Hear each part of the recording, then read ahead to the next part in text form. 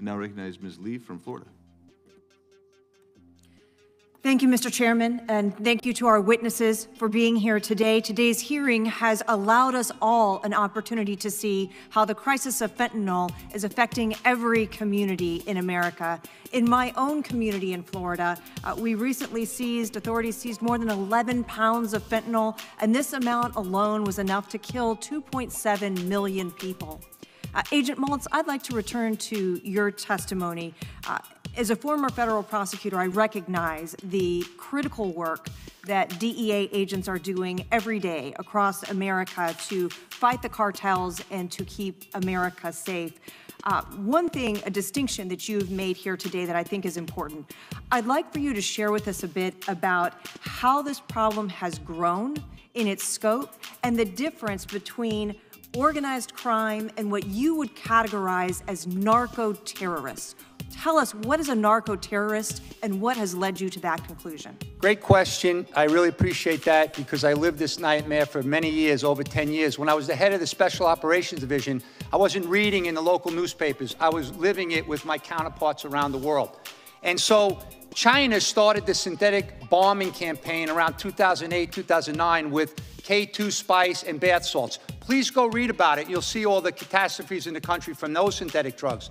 Then around 2012, they started with the fentanyl analogs in the mail services through the internet websites. Then they started sending pure fentanyl to Mexico. They also started, of course, for years, they've been sending precursor chemicals to make methamphetamine. That's why we have tons of methamphetamine in the country. We didn't even talk about that today. That's another whole hearing. Now, in Mexico, they're using all of that money, they're building up capabilities, they're buying weapon systems, they're dropping C4 explosives on their adversaries. I went down to the border, and there were 9,000 drones coming into America surveilling our brave men and women in Border Patrol. This is unacceptable. We're at war with the cartels, but we're still treating it like they're drug traffickers. They're not drug cartels. Please stop saying drug cartels. They're narco-terrorists like we've never seen. They run the country in Mexico. They intimidate. They corrupt. They are slaughtering people, chopping off heads, dismembering bodies, and they have arsenals. They have weapons that we don't even have, in certain countries around the world. So they have evolved. Everything's evolving. And the problem is the government is still using old talking points. This is not grandpa's opioid crisis. Okay, the pills, that's years ago. Yes, kids got addicted because of Big Pharma. Somebody said that. And Big Pharma never got held accountable because it's all about the money. Now, the cartels and China are the focus of our problem, so we need to deal with them.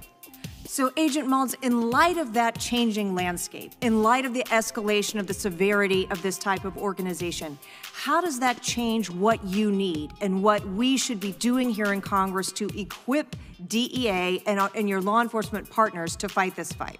DEA needs resources, but so does all the agencies as far as manpower. You know why? A lot of them are quitting. They're running away. They're getting jobs in the private sector because they're sick and tired of lack of action. And the boss of the DEA right now, she's running around with a one pill can kill campaign, spreading awareness like we've never seen. I go back to this committee can ask the Department of Education, what are they doing? And why is CDC not putting out timely and accurate stats on the greatest crisis to the history of this country? What's the answer to that? Because as a taxpayer, I'd like to see the CDC director, because she's already fell on the sword on the lack of reporting on COVID and the inaccuracies. How's that acceptable with all the technology we have? There's no consistency across the country. The guy in Kings County, Washington, talked about no cooler space. They're not trained. They don't have the technologies. So there's a lot of accountability that needs to be brought to the table in this town. But the DEA, they're going to continue to fight, just like Homeland Security, the FBI, ATF, the Marshals, because they get paid to save lives. The problem is it's bigger than DEA and the law enforcement now. That's why we need to consider other options with the great patriots that work behind the scenes that could do some real good devastation. They could decimate the production labs. Why is that a bad thing? Decimate chemical production labs. And I wish there were more people over here that would listen to this, but they're not interested. They're out there doing something else. I don't know what's more important than the death of our kids. Agent Malls, another question.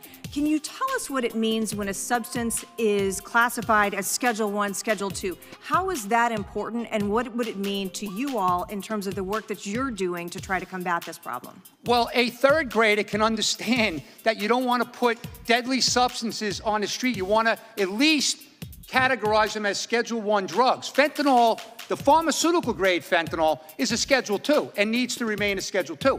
But the illicit fentanyl substances that are out there, it's like whack-a-mole.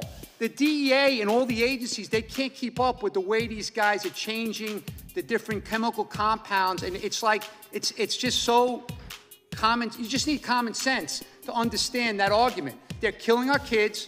We need to classify fentanyl-related substances as Schedule I. That's not going to solve this problem, but it's something that will help. Thank you, Agent Malls. Mr. Chairman, I yield back. Thanks for watching, everybody. Make sure to hit that subscribe button, turn on your notifications so every time I put out a video you can know about it. It'll come up in your feed. Hit that like button if you liked it, and be positive. Peace.